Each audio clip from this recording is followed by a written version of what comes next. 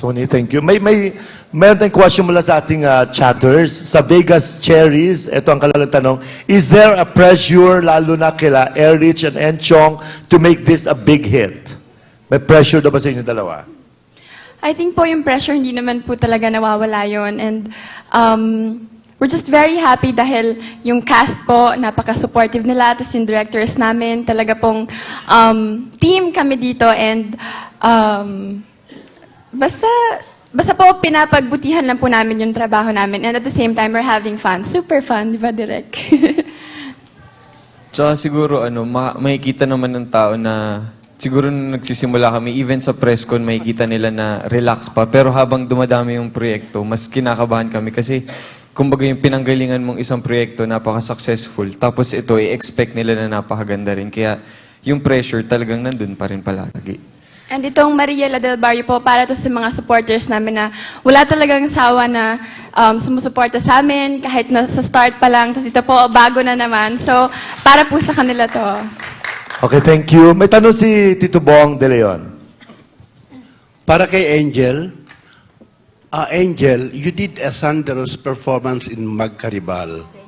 May Thank you pasabog po. ka ba ditong maganda pa o hihigitan mo pa ba yung performance mo doon kaysa sa dito? Kasi pag tumanggap po ako ng project or ng character, ginagawa ko lang siya, tapos hindi ko naman alam na ganun yung naging response kay Vera. So ngayon naman kay Victoria, aasahan ko na since ibibigay ko rin yung buo ko para kay Victoria, sana ganun din yung maging response sa kanya. Sana kung hindi niya mapantayan, mas mahigitan pa niya si Vera. How is it like acting with Ay de las Alas? Parang grabe yung batuhan nyo doon. Nung una, kinakabahan ako kasi alam ko masasaktan ko siya. Pero game naman siya. Lagi sabi niya sa akin, huwag mo nang isipin yan. Basta kung ano yung kailangan mong gawin, gawin mo lang. So, na-relax ako kahit pa paano doon. Medyo inassure naman niya ako na hindi niya ako ididemanda kung masaktan ko siya. Si Derek Rory, kasi this is a Mexican teleserye, di ba, na talagang malaking hit. With a cast like this, did you incorporate some Mexican culture to this Filipino talent? One of the adjustments we made is we really Filipinized it eh. Kasi, di ba, nasa Pinas tayo, so everything talaga we set with Filipinos sensibilities and our culture. Like that. With a cast like this, I'm very confident with this project, really. Such a joy to work with such great actors, really. Thanks a lot. Parang nasagot na rin yung tanong ni Trina ng Jersey, isang chatter natin. Ano raw halong Pinoy ang nilagay nyo sa teleserye? Paano naganda ang cast, lalo na sila Erich at Enchong? Did you watch daw the Mariela Del Barrio before? Kayong dalawa? Kasi kung ano raw adjustments ang ginawa nyong dalawa as actors? Yes po, napanood po namin yung original na Mariela Del Barrio. Pero ito po, ginawa namin na Pinoy po, Pinoy version naman. Kumbaga, andun pa rin po yung crown. Pero yung story po, iba talaga, di ba po? So, yun.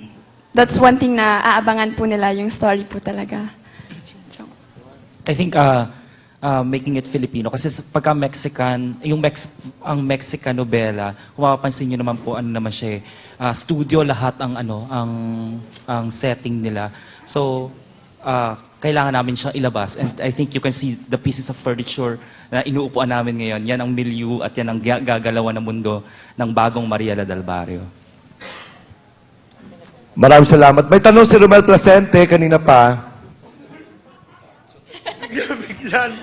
Ito kay Enchong. Chong, kasi di ba hanggang ngayon yung mga fans nyo umaasa na magiging kayo ni Erich. Ikaw ba hindi talaga nade-develop sa kanya? At ano talaga reason bakit? Katulad ng sinabi namin, napag-usapan namin to na kahit ano man mangyari, trabaho lang muna talaga. Kasi mahirap kapag nahahaluan. Kasi I think she can agree with me na kapag may problema kami, kahit isang eksena lang yung ginagawa namin, nararamdaman ng director na may problema kami. Yes, Kuya Romel, we made the promise talaga na hindi kami may in love sa isa't isa. And tutuparin namin yung promise na yun. Dahil po mahirap magtrabaho na may involved na parang pag love life, ganyan. So, happy naman kami at okay naman kami sa trabaho. Pero sa modal sa pagsasama, pwede ba na ma-inlove ka? Kung bawa hindi nyo iisipin yung ganun, na baka mag-away tayo, maka-apekto sa trabaho natin, possible ba na magkainlaban kayong dalawa? Napaka-lovable naman ni Enchong. Bakit naman hindi? Hindi, tsaka hindi naman namin masasabi yun kasi sabihin namin, hindi talaga. Tapos next year, malaman nyo kami na, baka sabihin nyo mga Frog? mga palaka. Hindi. Kaya Eksasayang pala ka. kaya dapat hindi ka nagsasabi na, hindi ka nagsasalita ng tapos kasi hindi mo malalaman yung mangyayari bukas. Pero for now, promise yon, okay? Sige. Okay. Thank you. Thank you po. Ay, sarap nang malaman sana kung sila na.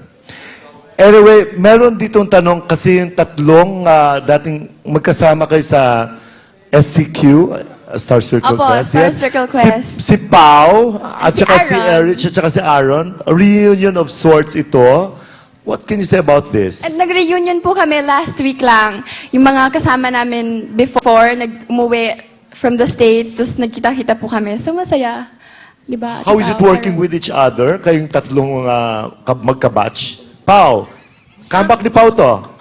Siyempre Is this your masaya comeback? kasi nung una na-excite ako dahil kami dalawa ni Erich. Nalaman ko na makakasama ko ulit si Erich. And then nalaman ko na kasama pa si Aaron. Mas lalong masaya. Tapos kagaya nga nung sinabi ni Erich, nag-reunion kami. Ganun pa rin yung bonding nung SEQ Batch 2. Talagang close pa rin kami. So masaya kami na kahit na iba-iba yung ginagawa namin sa buhay, we still have time to chat, tapos magkita-kita, mag-Facebook kahit na nasa ibang bansa sila. So masaya. Ba't wala ka raw, Pao? Ba't nag-rest ka for a while? Hindi naman ako talaga nag-super rest. Well, I studied for a while, pero hindi pa rin ako nakakatapos. But hopefully, makatapos na. Nag-work pa rin ako, not really stop, pero mas na-lesson lang. Okay. Aaron, Yun po. Masaya. Kasi nagkasama-sama kami uli sa tagal ng panahon since sa SCQ. Yun na yung pinakala. So, ito, nagbalik kami uli at yan, masaya rin dahil pagdating sa taping namin, nag-usap-usap kami about yung mga memories ng SCQ. So, makulit. So, yan. Tsaka love life ni Aaron din. Ano no? Usap-usap sa may, love may life. love life. Wala. May love life ka ba, Aaron? Wala. Ay, Single secret pa rin ba? po. Ay, sorry naman. Nako, 4 years na akong single. Ano ba yan? So yan, happy ako. Lalo na tinanggap ko tong project na to. So, yan. Hindi ka ba nagka-crush kay Erich noon? Yung totoo. Joke lang. Tagal na nun, day, ah. Si Jake may sagot. Oo nga, may Jake sagot sasagot. Kasi kanina nandun kami sa loob ng, iba yung dressing room nila eh, balik sa amin. Nung pumasok si Erich sa room namin, sabi, ganda. Ah, ganon. Sabi niya, ganda. Pero before, di ba, Aaron, nabalita na may gusto ka kay Erich? Ha? Before? Uy, baliktad po yun, Kuya Jobert. Ako, dati. Ikaw? Tapos hindi niya ako pinapansin. Ay, talaga. Tapos Ganun ngayon, ba yun? Ngayon, Dali lang. Tama na, nagagalit si Enchong. Namumula na. Oh. Hindi, yan. Masaya po ako. Lalo na in-offer po sa akin tong project na to at pinagkatiwalaan nila ako. So, yun. Ito na, namumula na ako. Next. Okay, salamat ha. Nag-reunion nga kayo. Naramdaman na namin. Yes. Eto si Dominic Rea may question. Para kay Erich or si Enchong pwede rin sumagot, wala bang magagalit sa sobrang tindi ng kissing scenes na gagawin ninyo o ginawa nyo na dito sa Mariela del Barrio? kayo po, magagalit po ba kayo? Wala naman. Ikaw. Ako, wala po.